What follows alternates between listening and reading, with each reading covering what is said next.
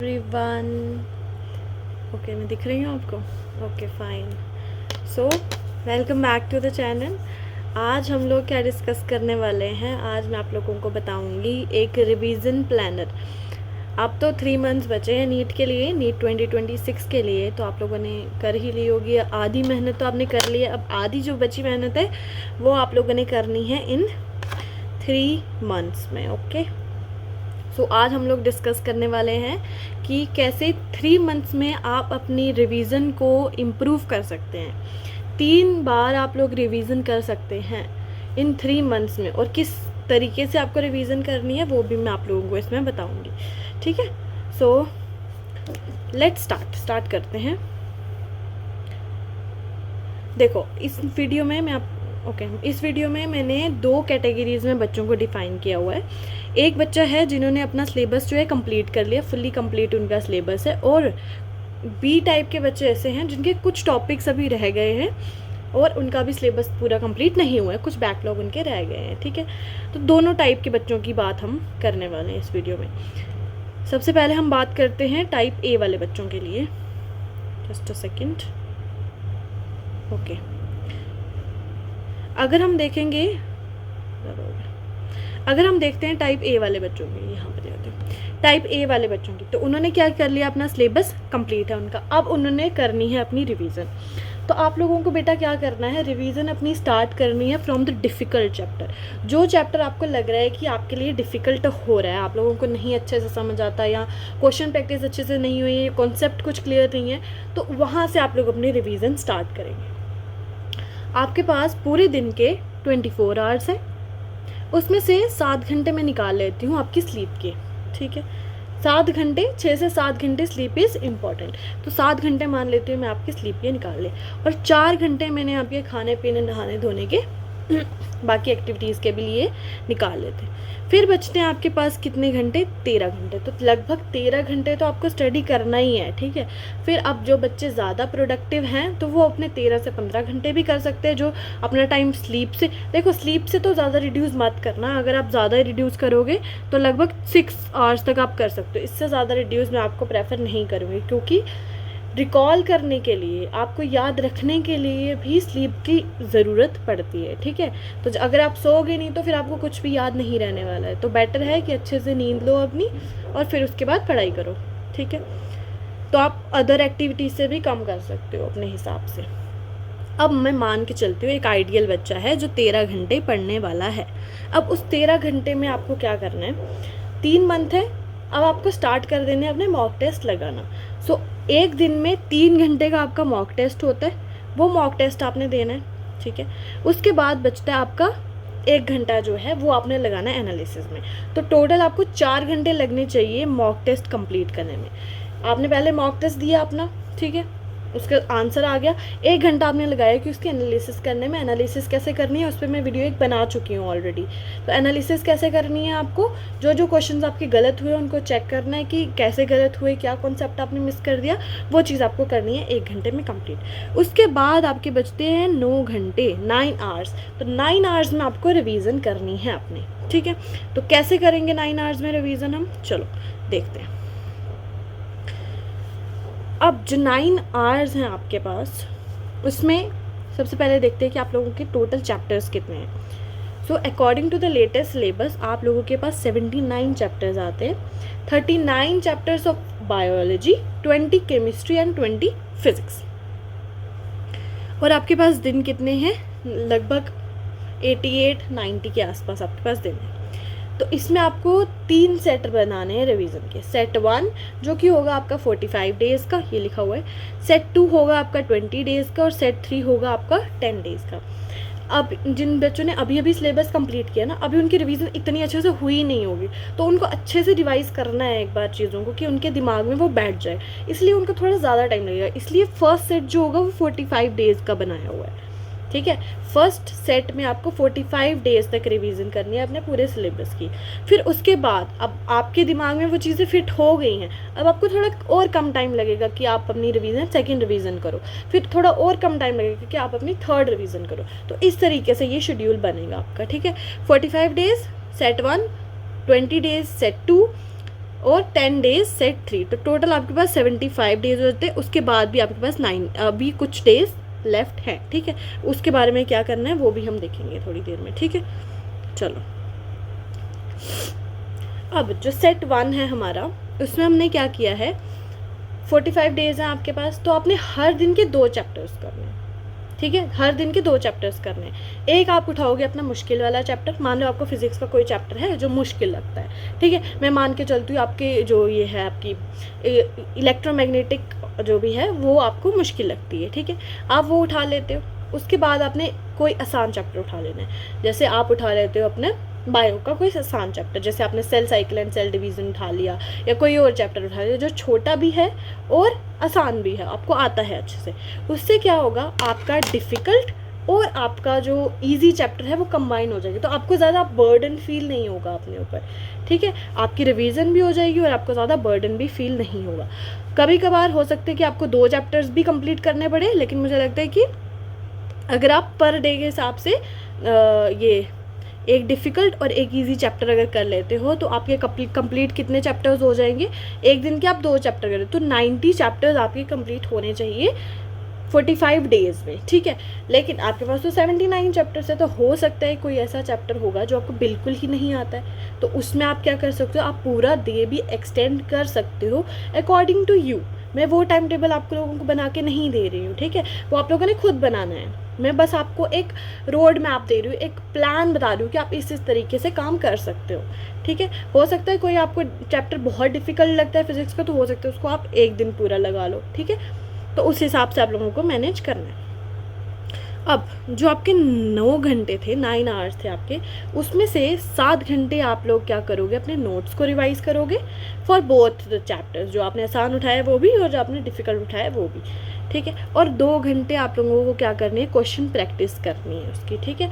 अब सिर्फ नोट्स पढ़ने से तो काम नहीं होगा, आप लोगों को क्वेश्चन बनाने हैं, वहाँ पे एग्ज़ाम में जाके क्वेश्चन बनाने हैं, तो क्वेश्चन बनाना आना चाहिए आपको, इसलिए आप 2 घंटे क्या करोगे, क्वेश्चन की प्रैक्टिस करने वाले हो। चलो आगे बढ़ जाते हैं। अब आता है हमारा सेट 2। 45 डेज हमने कंप्लीट कर लिए और फर्स्ट रिवीजन हमारी कंप्लीट हो चुकी है। अब हम आ जाएंगे सेट 2 पे। सेट 2 आपका कितना डेज़ का है, 20 डेज़ का। इसमें आपको क्या कर रहे हैं, अब आपकी रिवीजन जो है वो फास्ट होनी चाहिए, क्विक होनी चाहिए, क्योंकि आपने जो मुश्किल चैप्टर्स थे वो आपने कंप्लीट कर लिए हैं, ठीक है। अब आपको करने हैं 4 चैप्टर्स पर डे। सेम वही कंसेप्ट है कि 2 डिफ़िकल्ट कर लो, 2 आसान कर लो, या फिर एक अगर बहुत डिफ़िकल्ट है तो 1 डिफ़िकल्ट 3 आसान चैप्टर कर लो, ठीक है। क्योंकि अब तो आपने एक रिवीजन कर ली ना, अब आपको जो चैप्टर डिफ़िकल्ट लग रहा था वो डिफ़िकल्ट नहीं रहेगा आपके लिए, ठीक है। तो अब आप 4 चैप्टर्स कर सकते हो पर डे के हिसाब से। 7 आवर्स आपको क्या करनी है भाई, सेम नोट्स रिवाइज करने हैं और 2 घंटे आप लोगों को क्वेश्चन प्रैक्टिस करनी है। सेट 2 हो गया आपका कंप्लीट, हो गए आपके 20 डेज भी कंप्लीट, ठीक है। अब हम आ जाएंगे सेट 3 पे। हाँ, सेट 3 आपका कितना है, 10 डेज़ का है। तो 10 डेज़ का जब है तो आप लोगों को अब क्या करनी है, फुल रिवीजन।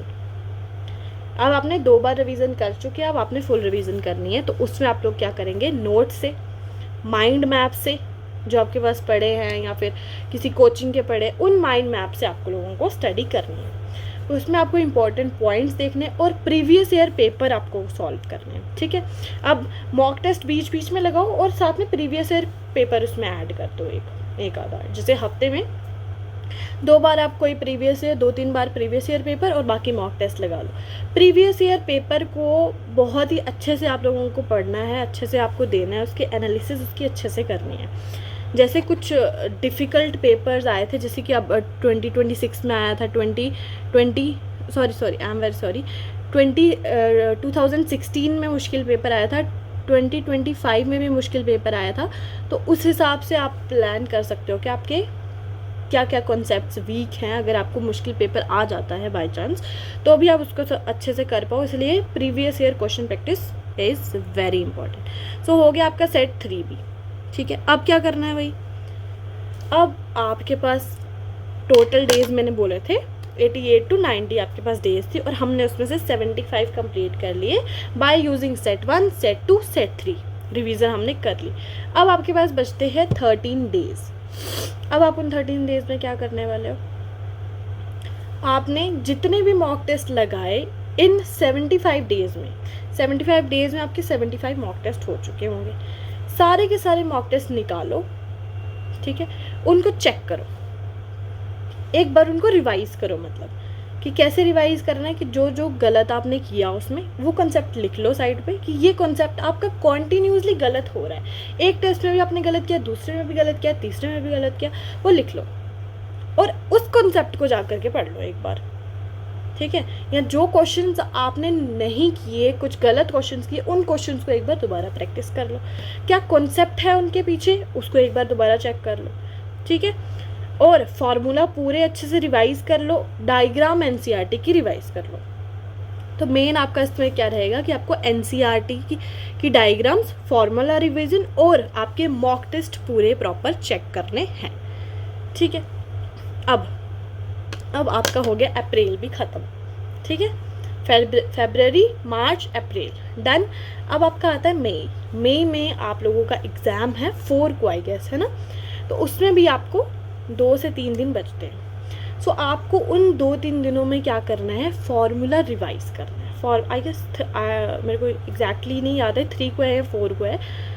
तो उसमें आप लोगों को क्या करना है, जो 2 दिन बचते हैं उसमें आपको फार्मूला रिवाइज़ करने हैं और एनसीईआरटी की डायग्राम देख करके जानी है, और कुछ भी आपको एक्स्ट्रा रिवाइज़ करने की ज़रूरत नहीं है। अब इन 2 दिनों में तो एटलीस्ट ज़्यादा कोई प्रेशर लेने की ज़रूरत नहीं है, ठीक है। आपने बस अपने ऊपर ट्रस्ट रखना है कि जो मैंने पढ़ा है बस वही आएगा एग्ज़ाम में, ठीक है।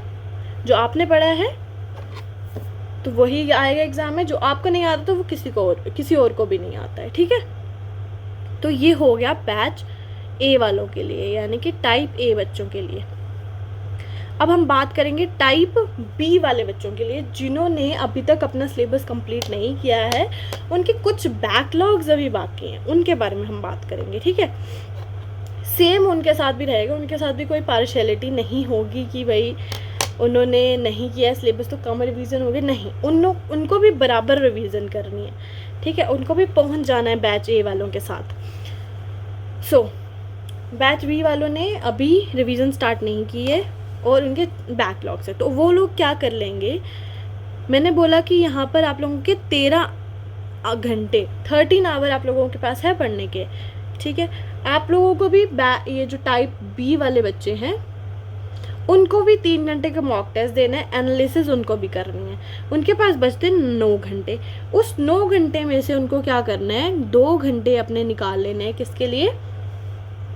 2 घंटे उन्होंने अपने निकालने बैकलॉग के लिए, पर डे के हिसाब से, ठीक है। अगर आप लोगों को बहुत बैकलॉग है तो फिर आप उसको चेंज भी कर सकते हो, आप 3 घंटे भी निकाल सकते हो, या अगर मैक्स टू मैक्स 4 घंटे, लेकिन आप लोगों को रिवीजन साथ साथ करनी है, ठीक है। You have to revise daily कुछ ना कुछ आप लोगों को रिवाइज करना ही है, ठीक है। सो अगर आप इस हिसाब से करते हो तो आपके हो गए, मान लो 4 आवर्स आपके हो गए बैकलॉग कंप्लीट करने के, और बाकी के बचे 5 आवर्स आप लोगों के हो जाएंगे रिवीजन के। उस 5 आवर्स में आप लोग एक चैप्टर 2 चैप्टर निकाल करके जो है वो रिवाइज कर सकते हो, और प्लान पूरा सेम ही रहेगा, आप लोगों को कुछ भी चेंज नहीं है। बस ये फ़र्क हो जाएगा कि आपका रिवीजन का टाइम थोड़ा कम हो जाएगा, लेकिन होगी रेगुलर, रिवीजन रेगुलर होगी। So you have to revise regularly, ठीक है। जितनी बार आप रिवाइज करोगे चीज़ों को, जितनी बार आप उनको रिकॉल करोगे, उतनी ज़्यादा वो आपके दिमाग में बैठती जाएंगी, ठीक है। और जब आप एग्ज़ाम देने जाते हो तो चीज़ें आपकी टिप्स पे होनी चाहिए, है ना, तभी आप उसमें 1 मिनट में कर पाओगे वो क्वेश्चन, ठीक है। तो फॉर्मूलाज को टिप्स पे रखना है, डायग्राम्स को टिप पे रखना है कि अगर आपके सामने कोई डायग्राम दे दी जाती है तो आपको क्लिक हो जाए कि किस चैप्टर की डायग्राम है ये, ठीक है। फिर आप थोड़ा सोचोगे तो फिर आपको आ जाएगा कि हाँ भाई ये डायग्राम ये कह रही है, ये इसके लेबल्स हैं। सो इस वीडियो के लिए इतना ही, नेक्स्ट वीडियो में मिलते हैं। Take care and bye bye. लेकिन एक बात मेरी हमेशा याद रखना कि कोशिश करने वालों की कभी हार नहीं होती है, तो कभी भी हार नहीं माननी है। बहुत लोग ऐसे आएंगे जो आपको डिमोटिवेट करेंगे, आपको नीचा दिखाएंगे, बट आप लोगों को हार नहीं माननी है। बस 3 महीने हैं, 3 महीने आप लोग जम के मेहनत कर लो, definitely you will get a selection, ठीक है। सो चलो फिर मिलते हैं नेक्स्ट वीडियो में, तब तक के लिए thank you and bye bye, take care. अगर वीडियो पसंद आई हो तो लाइक करो, शेयर करो और चैनल को सब्सक्राइब करो। Bye bye.